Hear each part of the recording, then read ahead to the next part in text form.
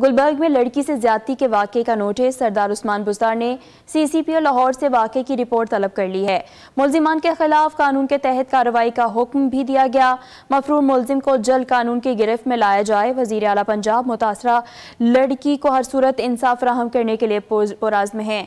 उनकी जानिब से कहा गया कि जल्द से जल्द मुतासरा लड़की को इंसाफ फराहम किया जाए और कार्रवाई का हुक्म भी दिया है, जबकि मफरूर मुल्जिम को जल्द कानून की गिरफ्त में लाने का हुक्म भी सामने आ चुका है। वज़ीर आला पंजाब का गुलबर्ग में लड़की से ज्यादती के वाक़े का नोटिस।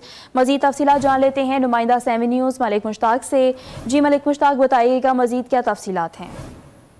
जी बिल्कुल, ये थाना गुलबर्ग का वाकया है कि तकरीबन एक हफ्ता पहले एक लड़की को 3 लोगों ने नौकरी का झांसा देकर, लड़की चूंकि शदारा की रिहायशी थी तो उसे लारी अड्डा में बुलाया और वहां से उसको अपनी गाड़ी में बिठाकर लिबर्टी होटल में लाए, जहां पर उसके साथ इज्तिमाई ज्यादती करते रहे।